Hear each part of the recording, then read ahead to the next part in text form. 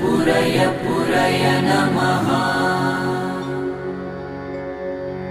ॐ ह्रीं श्रीं क्लीं श्रीं कुबेराय अष्टलक्ष्मी मम गृहे धनं पुरय पुरय नमः।